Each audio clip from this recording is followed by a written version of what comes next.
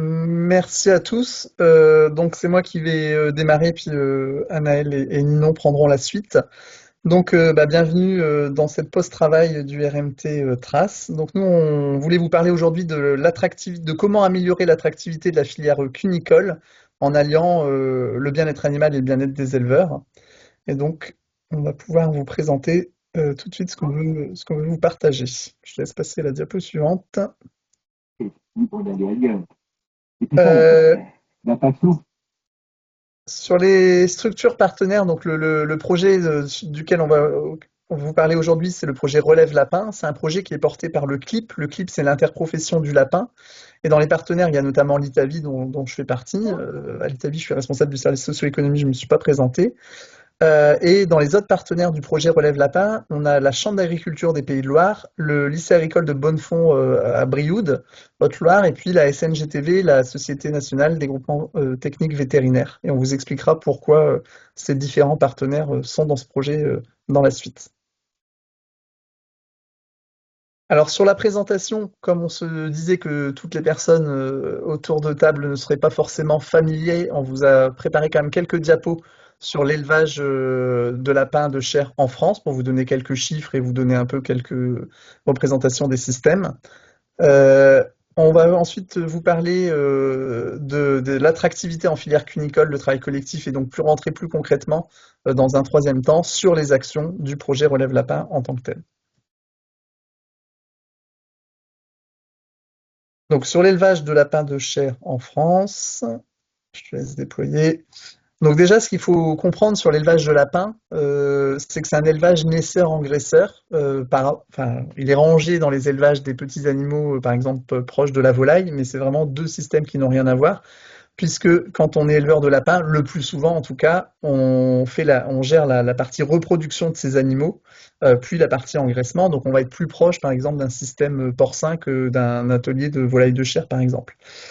Et pour les éleveurs, ça leur permet d'avoir un suivi complet des animaux, puisqu'ils gèrent aussi la partie reproduction, et donc une plus grande maîtrise de leur production. C'est vraiment un métier, on va dire, très complet. Pour vous donner une idée d'ordre de grandeur, la taille moyenne d'un élevage cunicole en France, c'est environ de 600 à 800 lapines reproductrices avec leur lapro. Et le système majoritaire, c'est celui que vous voyez à l'écran, donc c'est plutôt le système conventionnel avec un système de cage pour les lapines et pour ensuite l'engraissement des lapros.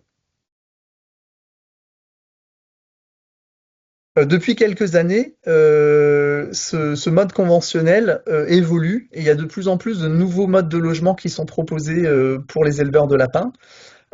Pour des questions principalement de bien-être animal, la filière s'est engagée vers une démarche de transition vers des élevages alternatifs à la cage.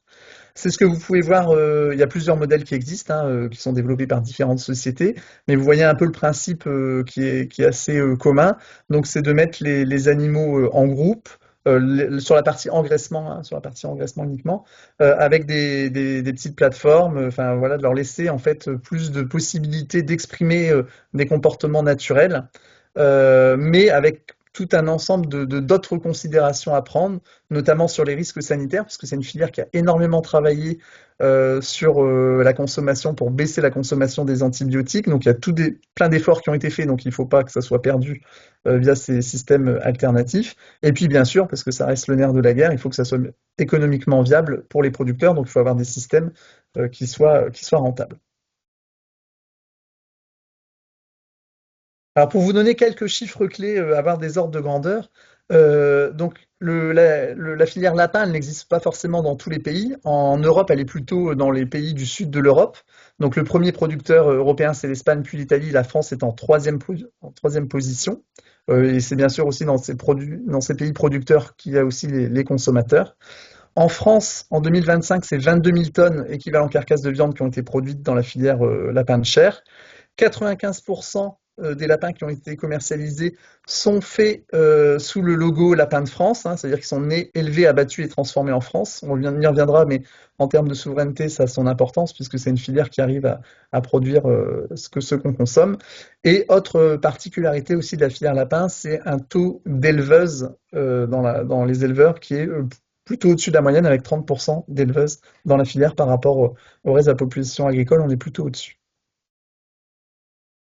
Alors sur la consommation de viande de lapin, et je pense que tout le monde l'a bien en tête, c'est une consommation qui est en baisse. Donc si vous regardez la consommation, hein, vous avez le, la- la- la- comment dire, l'histogramme orange qui est la consommation par an par habitant.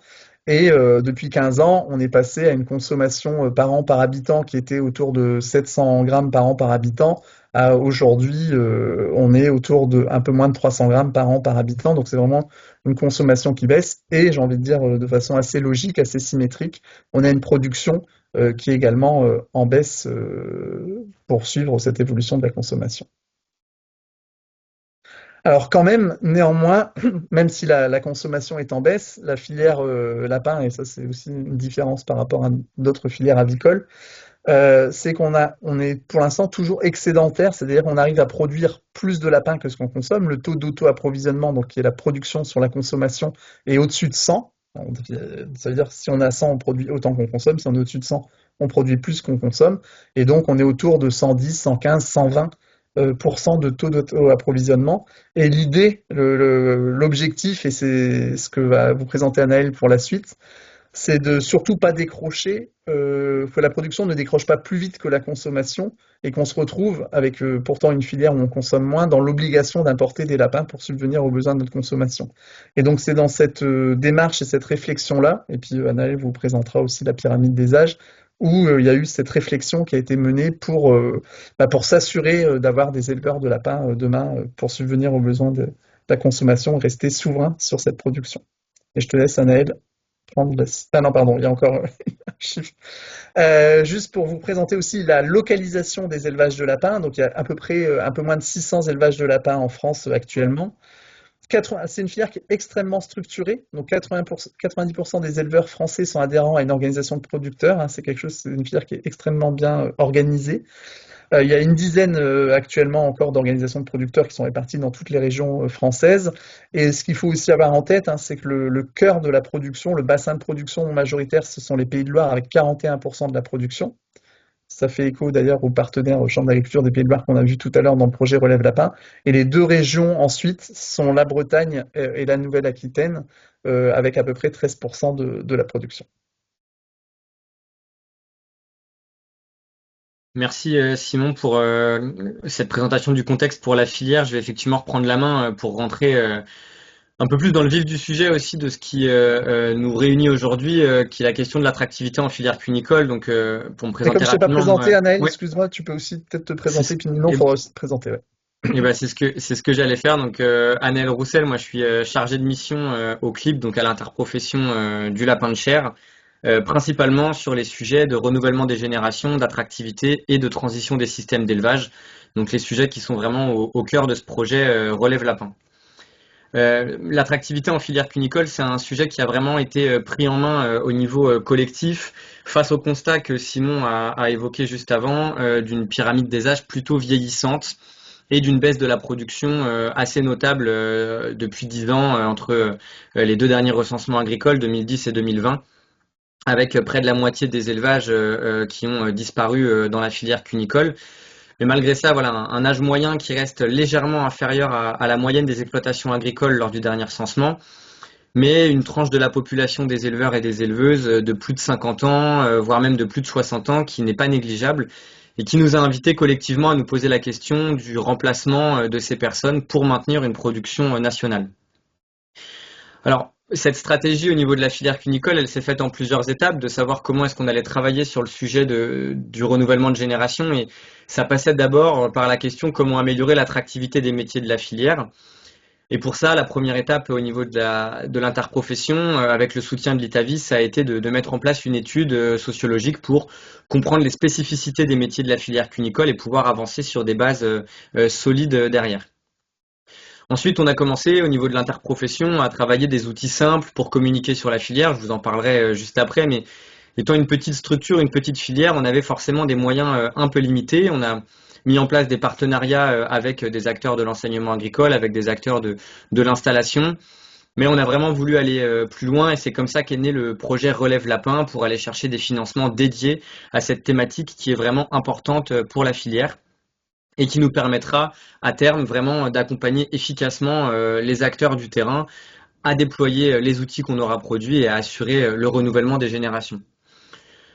À titre d'exemple, quand je parle d'outils préliminaires qui ont été faits, d'outils simples sur nos fonds propres, la première chose, on est allé regarder un peu ce que faisaient nos collègues dans les autres filières et on s'est dit que avoir un document de communication de base pour communiquer sur le métier, c'était important. Donc, on a créé dans un premier temps, voilà, une plaquette de communication que je vous mets en exemple ici, avec toute une présentation sur la filière, le métier, le fonctionnement de l'élevage cunicole, les conditions de travail.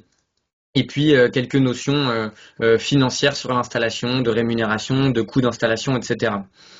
On a voulu aller plus loin, c'est pour ça qu'on a monté donc le projet Relève Lapin, mais déjà dans l'essence de ce qui faisait nos premiers travaux sur l'attractivité, il y avait cette volonté de mettre en avant une image du métier qui soit moderne, en lien avec les évolutions en cours que Simon a évoquées en introduction, sur la sortie de la cage, sur les systèmes alternatifs. Et puis une nouvelle génération d'éleveurs et d'éleveuses qui est demandeuse de conditions de travail parfois différentes des générations précédentes, avec parfois plus de temps libre recherché. Et ça, c'est des choses qu'on peut retrouver en élevage de lapins et qu'on voulait pouvoir mettre en avant dans nos outils.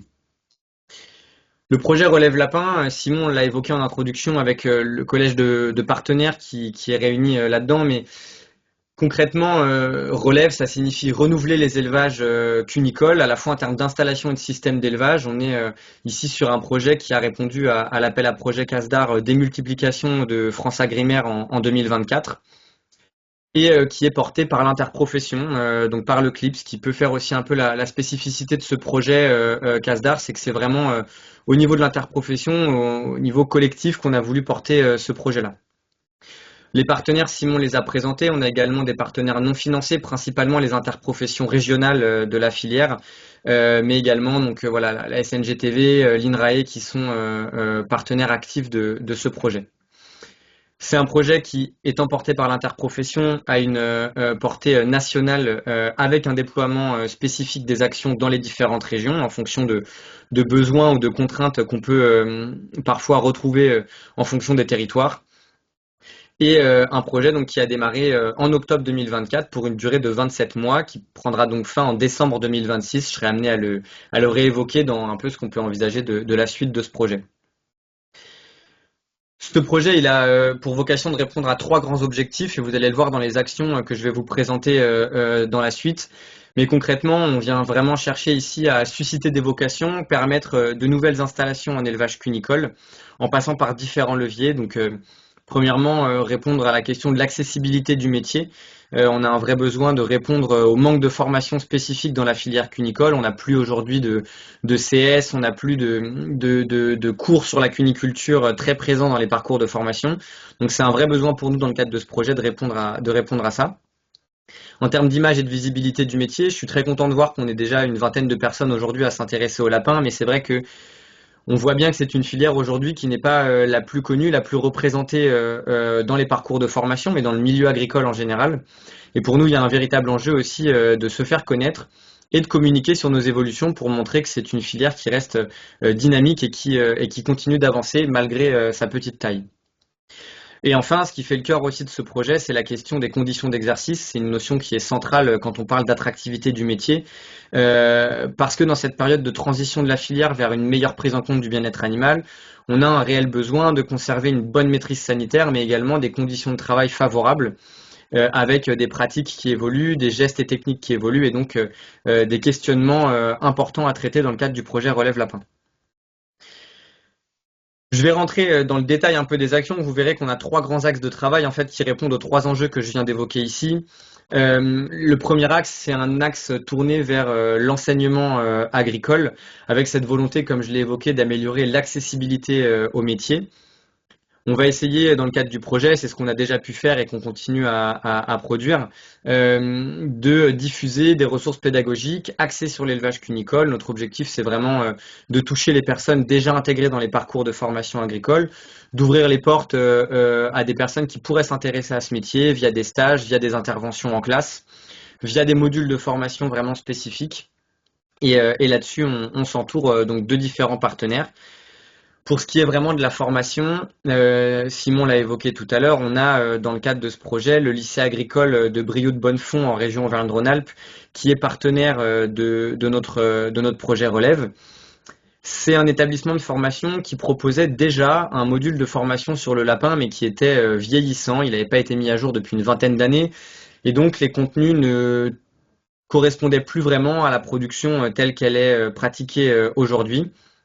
Et on les a associés au projet pour travailler à la mise à jour de leurs modules et également à la digitalisation de leurs modules de cours.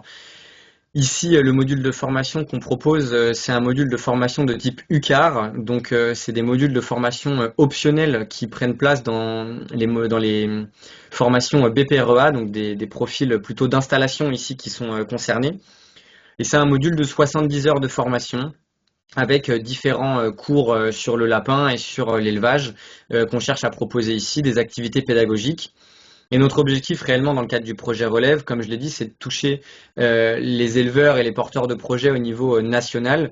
Donc on a la volonté, dans le cadre du projet, et c'est en cours, de digitaliser l'intégralité des cours qui seront proposés par le lycée agricole pour pouvoir facilement déployer ce module de formation, qu'il y ait donc la possibilité pour des établissements scolaires d'autres régions de se procurer ce module et de le proposer à leurs apprenants assez facilement.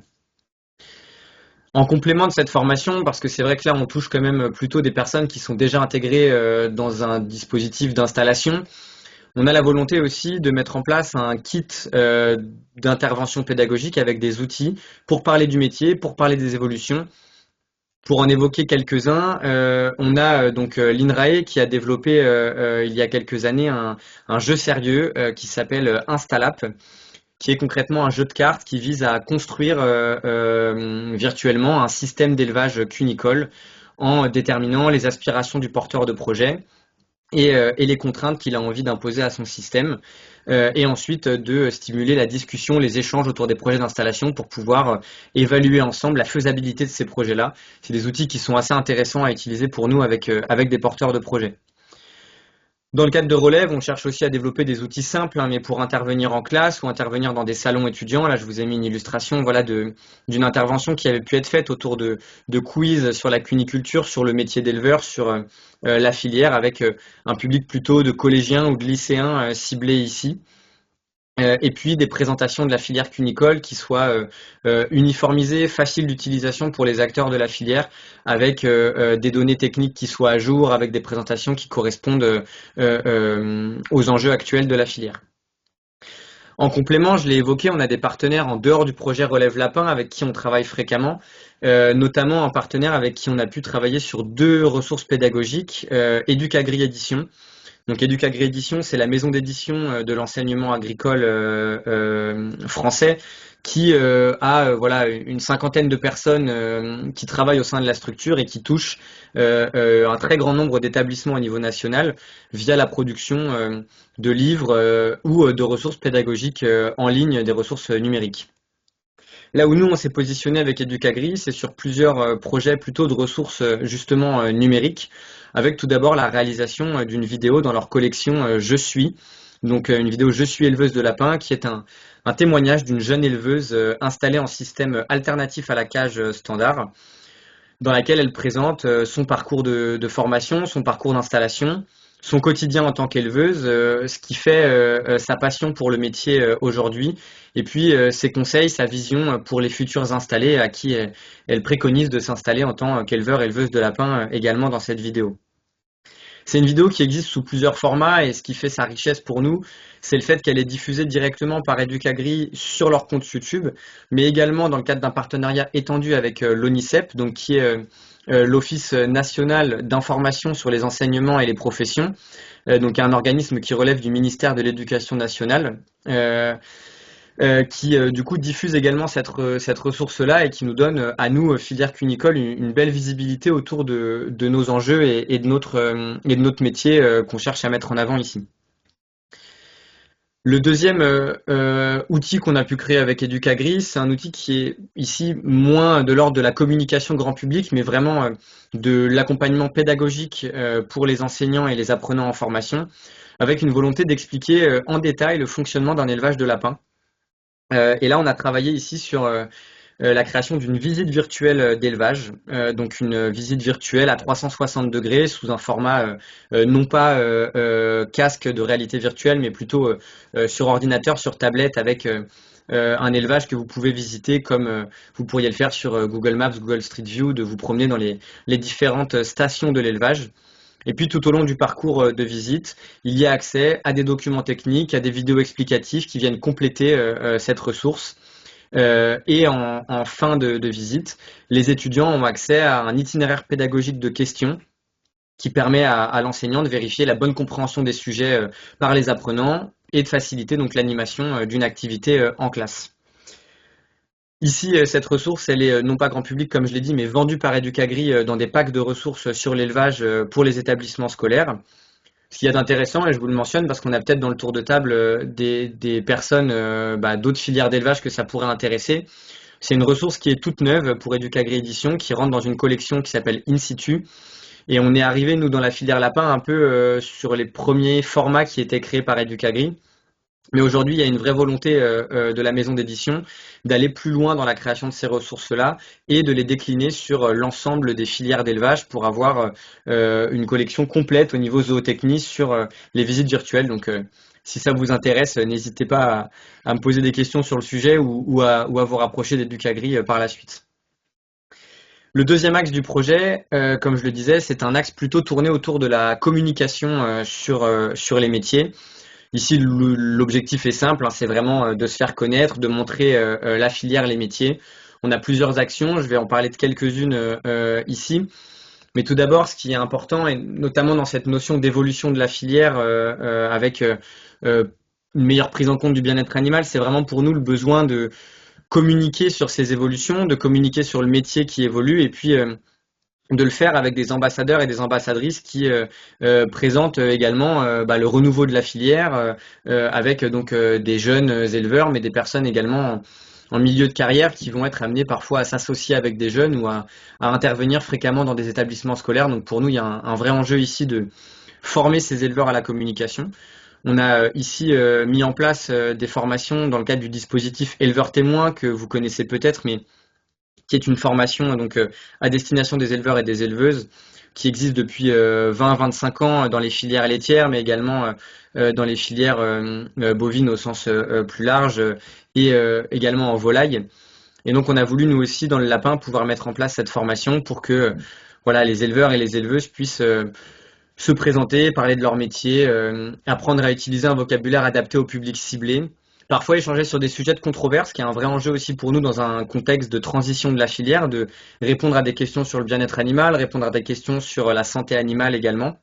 Et puis, dans une volonté de la filière de se faire connaître plus largement, de savoir aussi répondre à des interviews pour présenter le métier. Nous, l'objectif ici, il est aussi de redonner un sentiment de fierté aux éleveurs et aux éleveuses, qu'ils soient prêts à représenter la filière dans différents contextes et puis à évoquer fièrement les évolutions qui ont été faites, les évolutions qui se poursuivent, la réalité de leur métier au quotidien, et puis ce qui fait qu'aujourd'hui, ils sont contents de pratiquer leur métier. Et ça, on est encore très en lien avec des questions de bien-être au travail à valoriser également. Au-delà de cette communication verbale par les éleveurs, j'ai évoqué tout à l'heure la plaquette de communication devenir éleveur, éleveuse de lapins qu'on a pu être amené à créer. Mais nous, il y a toujours voilà, un besoin d'aller plus loin dans la création de contenus de communication variés, avec la réalisation de photos en élevage. Vous en avez vu un peu tout au long de cette présentation. On vient d'en refaire, nous, dans le cadre du projet Relève Lapin, pour avoir vraiment des photos qui soient modernes, qui présentent une image du métier justement tourné vers l'évolution des systèmes, mais également vers les systèmes existants avec des photos en cage, des systèmes qui sont représentatifs de la réalité des élevages aujourd'hui. Parce que notamment sur les parties maternité, on reste sur un élevage individualisé avec donc un besoin de montrer cette réalité-là du métier sous un jour moderne également, parce qu'il y a des choses qui évoluent à ce niveau-là aussi. Sur des outils grand public, on a également une bande dessinée qui existe au niveau de la filière cunicole depuis quelques années. Et dans le contexte de transition de la filière, on va être amené à la mettre à jour prochainement avec une présentation justement des systèmes alternatifs à la cage. Ici, dans un but de montrer au grand public ce qui est fait dans la filière, de valoriser les méthodes de production françaises sur l'élevage de lapins et vraiment voilà, mettre en avant cette question du bien-être animal et redonner une attractivité du métier, une attractivité de la filière qui soit vraiment appuyée sur la transition en cours, sur la transition qu'elle soit générationnelle ou dans les systèmes de production. Voilà, donc c'est ce que j'avais mis là en conclusion de cette diapo. La dernière chose qui est importante à voir sur cette question de la communication, c'est que la transition des élevages, elle nous permet aussi d'accueillir en fait des portes ouvertes, de montrer ce qui se fait aujourd'hui en élevage cunicole. On observe nous une dynamique assez marquée sur le terrain avec les organisations de producteurs, les interprofessions régionales qui organisent des portes ouvertes pour faire découvrir les systèmes alternatifs à la cage, mais également faire visiter des élevages à reprendre avec des cédants qui accueillent des porteurs de projets potentiels dans leurs élevages et faciliter la transmission également des outils de production ici. Ces actions-là, elles se font dans le cadre du projet Relève, mais également en partenariat avec les structures d'accompagnement à l'installation dans les départements. On sollicite, nous, les points accueil installation transmission pour communiquer plus facilement, parfois participer à l'organisation de l'événement également. C'est même arrivé que ce soit à l'initiative des points accueil installation qu'on soit amené à organiser ces portes ouvertes. Et on voit bien encore une fois que la question du bien-être animal et de la transition des systèmes d'élevage revient comme un atout central pour la filière, pour voilà, revaloriser aussi, nous, l'image qu'on peut renvoyer des élevages. Et donner envie à des jeunes parfois de se positionner sur une filière qu'ils n'avaient pas forcément envisagée comme une filière dans laquelle ils pouvaient s'installer, mais qui se prennent d'intérêt, de passion pour le métier face aux évolutions et au dynamisme qu'ils peuvent rencontrer. Le dernier axe ici, et je vais ensuite passer la main aussi à Ninon qui est avec moi aujourd'hui, c'est un axe plutôt tourné justement sur cette question de la transition des systèmes d'élevage qui reste centrale et comme je l'ai dit notamment dans une volonté de maintenir des conditions de travail, des conditions sanitaires dans les élevages qui soient favorables au quotidien des éleveurs. Et là-dessus, on est accompagné vraiment par les experts techniques qui sont l'ITAVI, les vétérinaires, donc partenaires également du projet. Je ne vais pas rentrer dans tout le détail des actions, mais on a des outils aujourd'hui qui nous permettent de mettre en lien bien-être animal et conditions de travail, enfin notamment le bien-être animal, l'outil Eben par exemple, qui est un outil d'évaluation du bien-être animal qui est centré sur l'animal. Mais il pouvait nous manquer justement des outils d'évaluation du bien-être des éleveurs. Ninon va vous en parler juste après. Mais dans un premier temps, ce que je voulais évoquer, c'était aussi voilà, le travail qu'on peut réaliser sur les conditions de travail au quotidien. On ne fait pas que de la communication, on essaye vraiment de créer des outils qui soient quand même appuyés sur justement des notions techniques, des conseils d'éleveurs qui soient concrets. Donc on a un travail avec la SNGTV, donc les vétérinaires, et l'ITAVI sur la question de l'accompagnement et de la formation des éleveurs dans ce contexte de transition de la filière pour améliorer les conditions de travail en système alternatif. On a beaucoup de choses qui évoluent au niveau des pratiques, avec des questions autour du lavage des bâtiments qui vont évoluer, autour de la gestion de l'hygiène et des maladies, parce que on va être ici amené à gérer des grands groupes d'animaux par rapport à ce qui était fait dans les élevages standards en cage quand on passe dans des enclos collectifs. Donc des pratiques qui évoluent. Plus de transfert des animaux également entre les salles, une manipulation qu'il va falloir travailler également. Mais ici, des livrables dans le cadre du projet Relève Lapin qu'on va être amené à proposer aux éleveurs pour garantir toujours une transition dans les bonnes conditions et des conditions de travail favorables. Et puis, on a voulu aller plus loin dans le cadre de ce projet-là sur la question des conditions de travail, notamment du temps de travail en élevage et de l'organisation.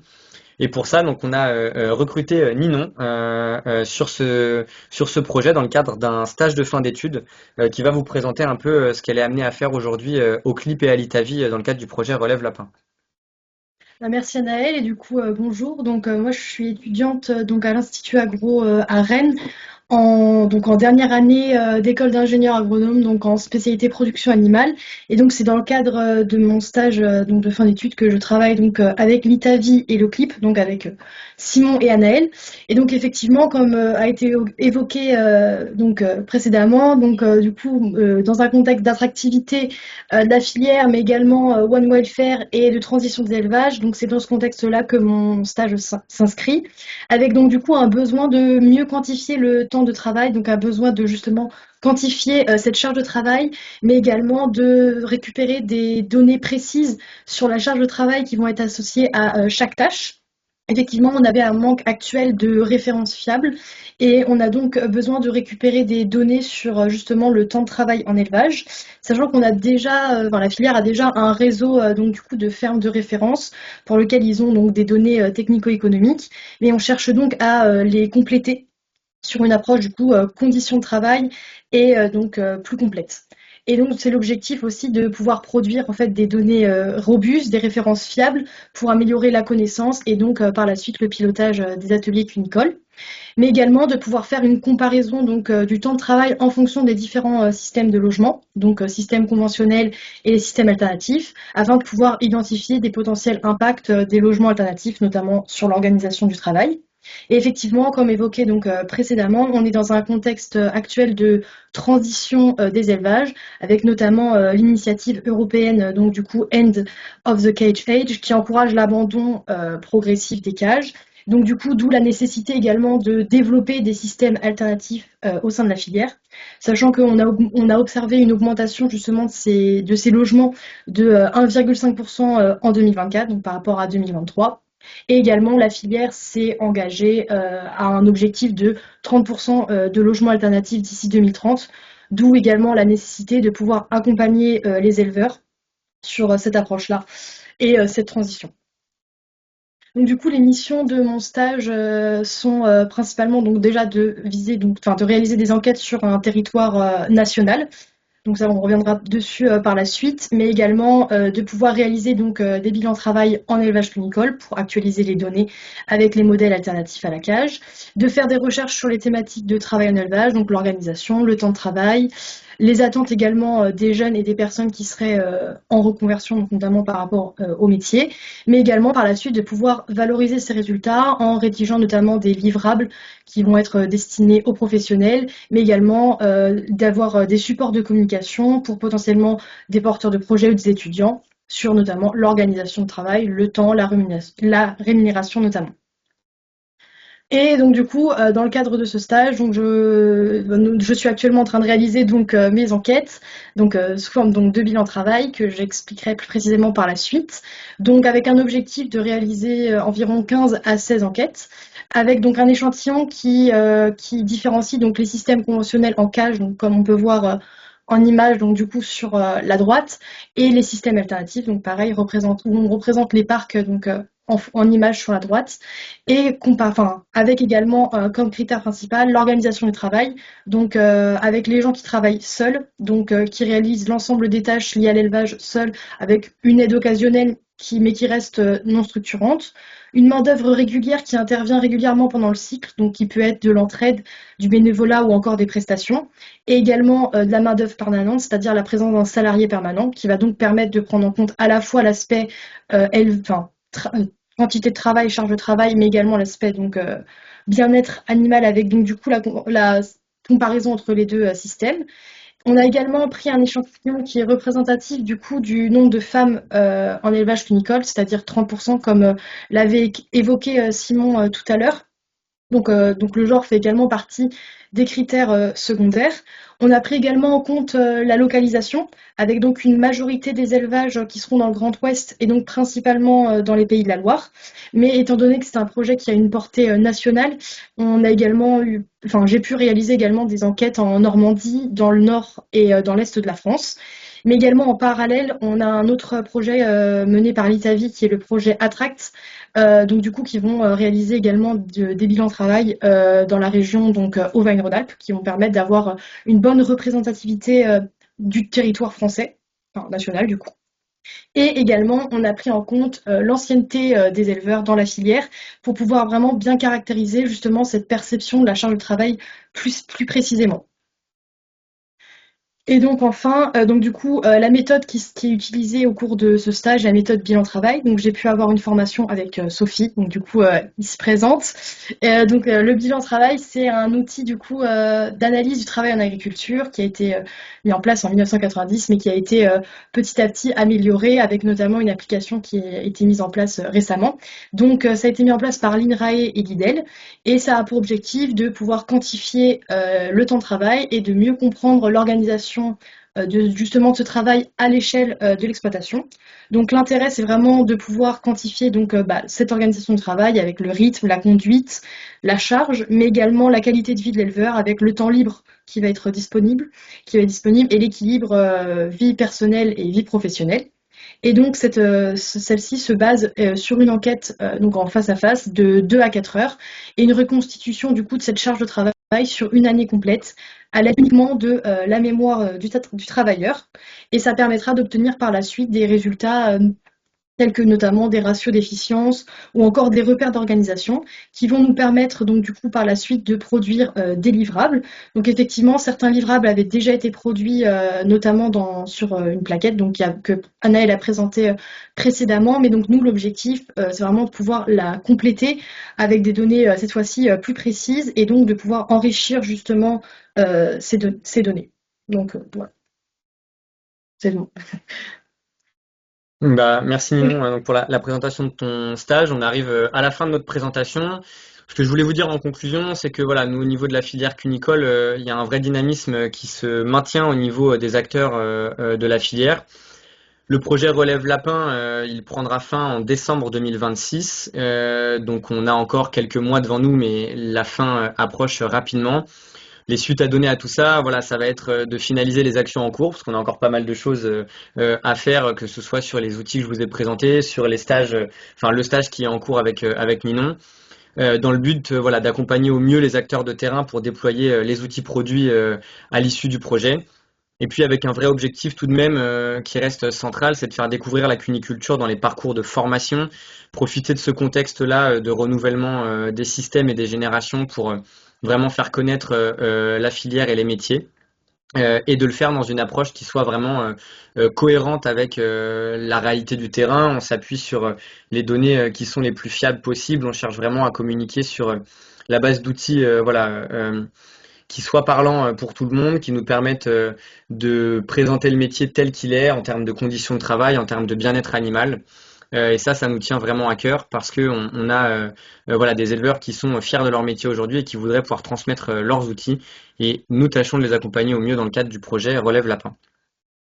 Bah, je vous remercie pour votre attention sur cette pause déjeuner. C'était une première pour moi, une présentation comme ça lors de la pause travail. J'espère que ça vous a intéressé et si vous avez des questions, n'hésitez pas, on est à votre disposition.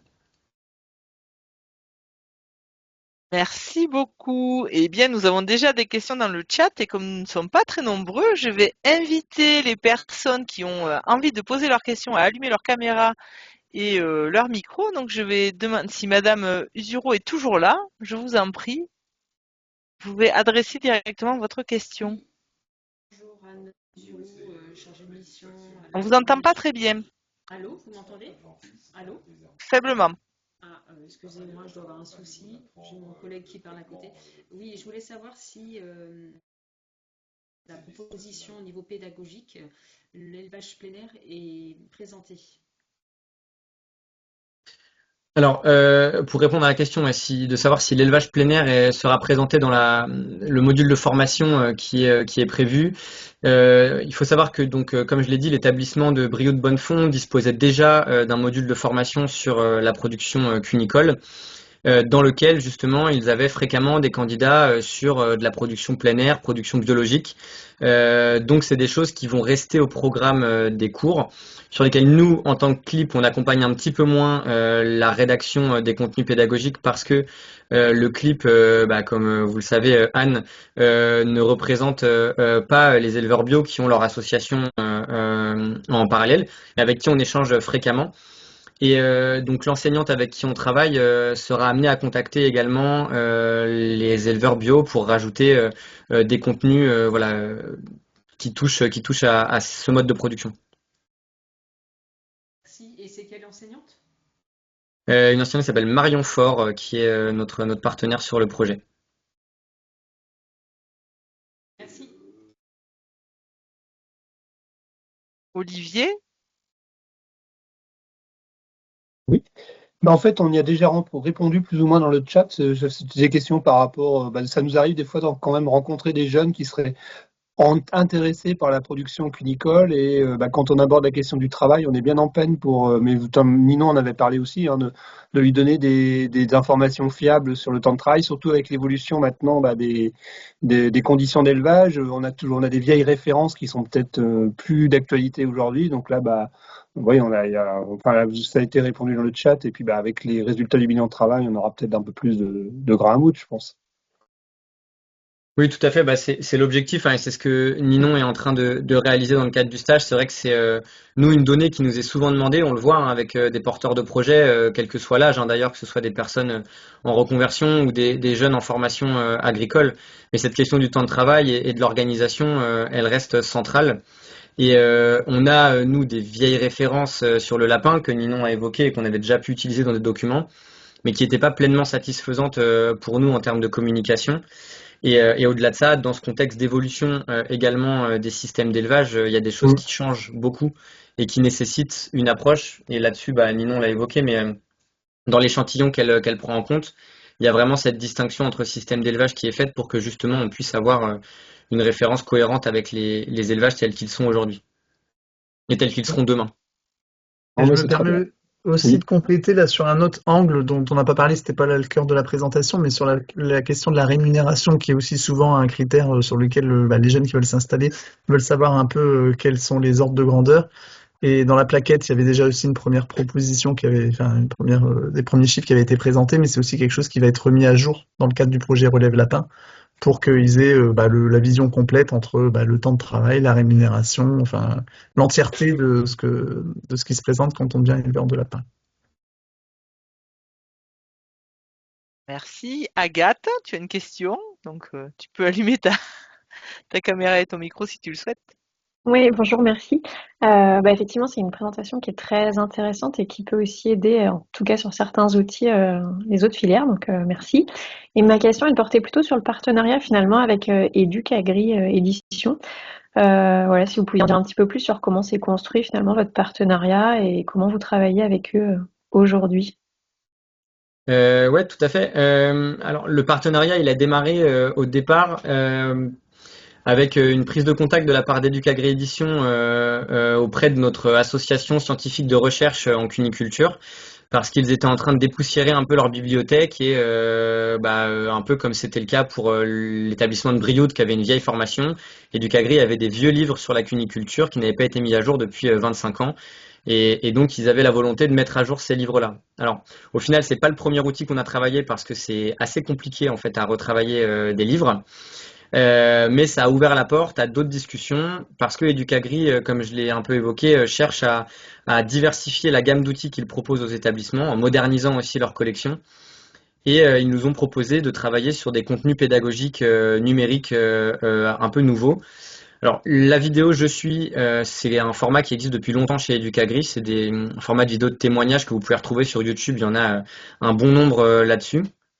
Et en fait, au fil des discussions, on a commencé par cette vidéo Je suis, qui était un format bien connu par Educagri et sur lequel on a démarré assez efficacement le travail. Et puis derrière, quand il m'avait fait la présentation des différents outils, moi j'avoue que j'avais pas osé être aussi gourmand que ça au départ, et donc j'avais pas tout de suite demandé à faire une visite virtuelle en élevage.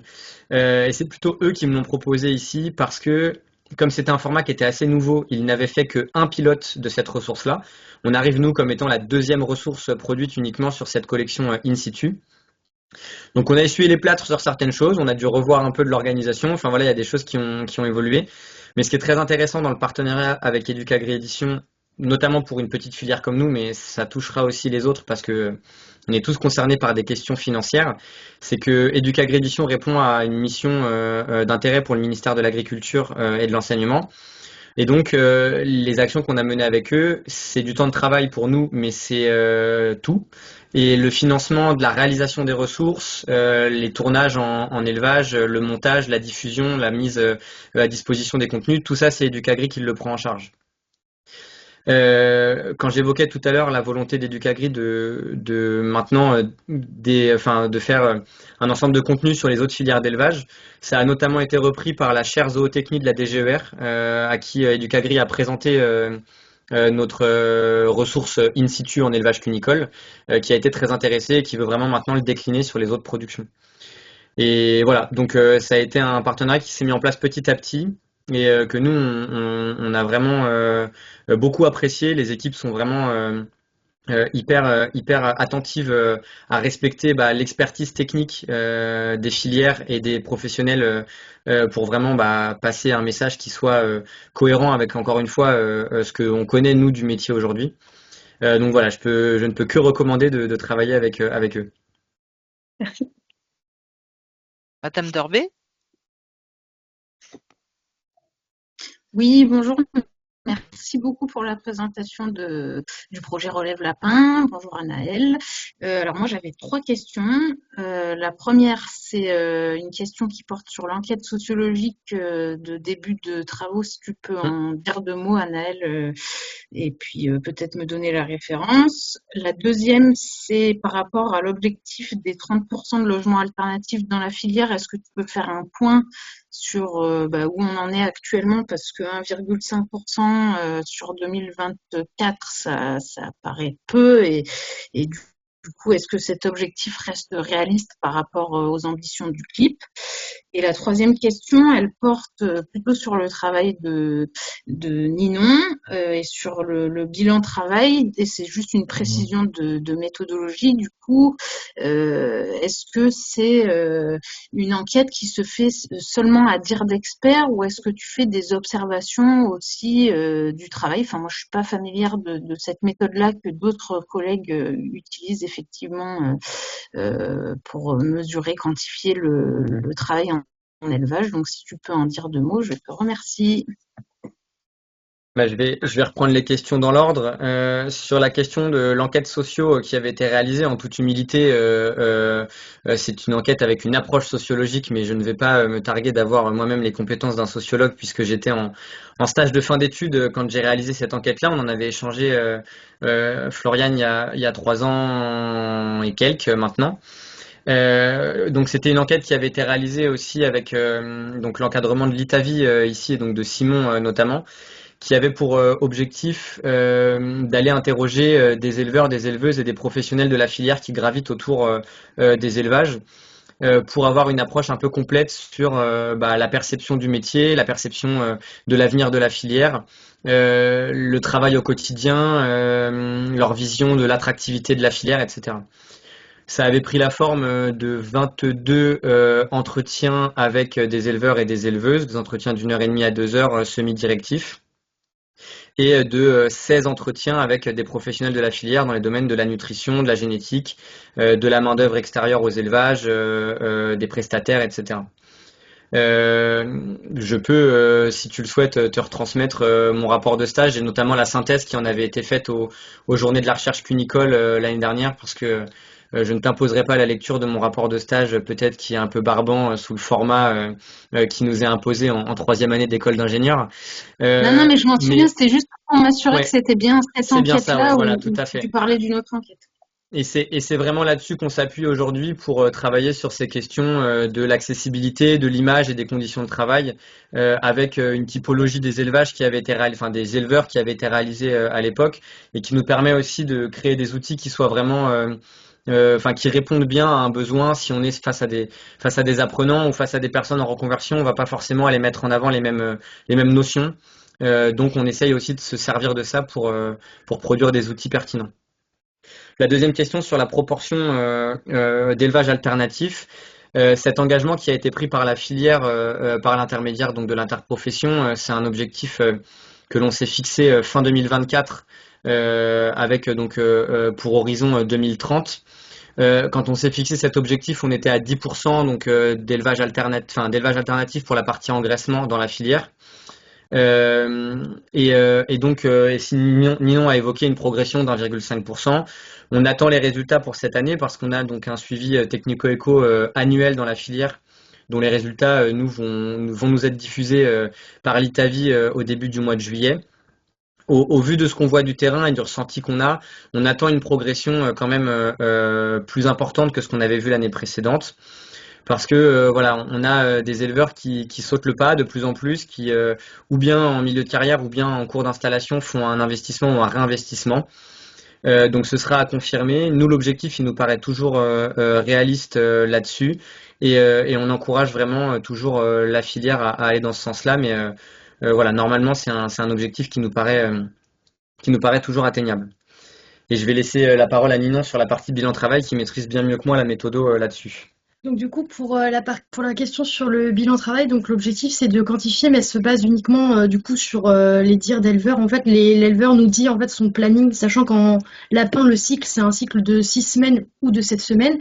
Donc en fait sur chaque jour de la semaine, il va nous dire en fait le planning qu'il fait du matin au soir, en nous disant approximativement combien d'heures ça va lui prendre pour, pour chaque tâche. Et donc on va pouvoir quantifier à partir de ça, mais il n'y a pas effectivement de mesure où on suit l'éleveur toute la journée et on lance un chrono, par exemple, sur chaque tâche qu'il fait. C'est vraiment lui qui nous dit son planning. Et après, vu que c'est sur une année complète, on répète le cycle par rapport à l'année, quoi. Donc, voilà. Je ne sais pas si ça a répondu à la question. Sinon, Sophie pourra peut-être Sophie est là. encore plus compléter que moi s'il y a d'autres questions. Et puis tu as évoqué aussi tout à l'heure le Merci. fait qu'il y a un logiciel complet, voilà, qui Oui. permet de rentrer les données Oui. de ce bilan-là sous plein de catégories. C'est Hein. ça. C'est Les différents voilà, types de travail. Après, ouais. le travail d'astreinte qui n'est pas différable et qui est donc répété tous les jours. Et le travail de saison qui lui, est différable et qu'on va pas quantifier donc du coup aussi précisément que le travail d'astreinte. Donc ça, après, il y a un logiciel qui a été mis en place récemment sur lequel on va pouvoir rentrer l'ensemble du coup des données et donc ça aide aussi pour pouvoir sortir des résultats du coup. Ah oui, ok. Et il y a en fait une autre méthode du coup que le bilan travail qui existe, qui est la méthode, je retrouve, Aptimise, et donc du coup qui fonctionne, il me semble, comme le bilan travail, enfin qui est similaire pour la quantification du temps de travail, mais du coup nous on a choisi la méthode bilan travail pour dans le cadre de cette étude. Sophie, tu veux préciser? Oui. Non, simplement préciser peut-être que l'application Aptimise, elle automatise via un GPS la quantification de l'information.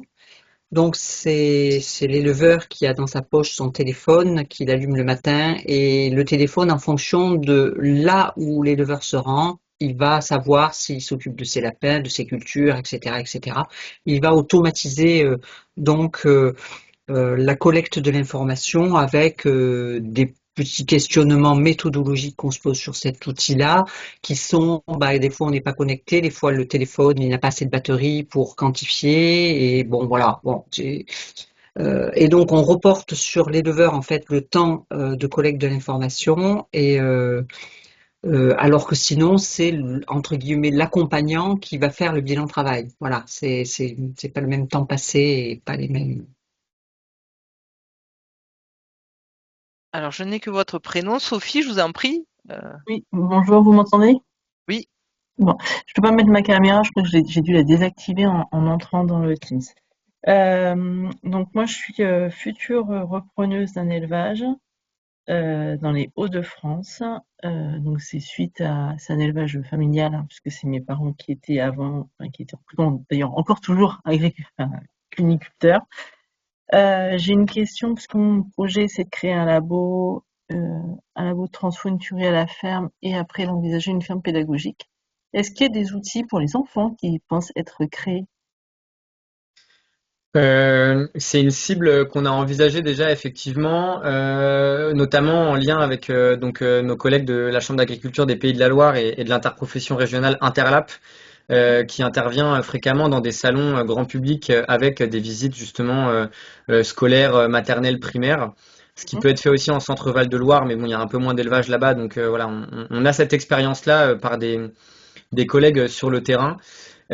C'était pas notre cible prioritaire dans le cadre de Relève Lapin parce qu'on visait vraiment une communication à destination de futurs installés, on va dire, ou de repreneurs potentiels. Mais malgré tout, c'est quand même quelque chose qu'on envisage dans le cadre d'une communication grand public. La bande dessinée que j'évoquais tout à l'heure, c'est un outil qui avait été aussi déjà réalisé dans cette Ouais. optique-là. Par Ouais, je exemple, connais. bon, pour un public qui sait lire, hein, on est d'accord, donc on n'est pas forcément sur n'importe quel enfant ici. Mais voilà, on réfléchit à ça. C'est pas forcément un public qui est toujours très évident à traiter pour nous. Mais c'est une vraie piste aussi pour de l'accueil, voilà, comme vous le dites, sur les exploitations directement, sur les fermes ou dans des salons. Là-dessus, on aura un travail qui va peut-être se poursuivre en marge de relève dans le cadre, on va dire, de travaux qu'on essaye de mener entre interprofessions régionales aussi pour communiquer justement entre régions sur les actions qui peuvent être faites et on va essayer de mutualiser un peu ce qui est fait à droite à gauche et de faire une banque d'outils complémentaires. Donc là-dessus, peut-être qu'il y aura des choses qui ressortiront et à cette occasion, on les repartagera aussi du coup avec l'interprofession régionale Hauts-de-France, la ILHF, qui pourra faire connaître les outils sur le terrain. Ok. Non, mais ça peut être intéressant quand même dans le sens où il y avait une question tout à l'heure sur où est-ce qu'on est de la consommation de viande de lapin. On voit bien quand même, nous, parce que pour le coup, on fait déjà un peu de marché, on voit bien que les gens sont très réfractaires, notamment aussi les enfants. Ah non, non, c'est le lapin. Enfin, voilà. Donc, du coup, ça peut être intéressant d'avoir des outils qui permettent de donner une autre image que le petit lapin dans sa cage dans le salon. Ouais, tout à fait, tout à fait. Hein, et voilà. Donc c'est pour ça. Merci beaucoup en tous les cas pour la présentation. Ouais, merci. Merci.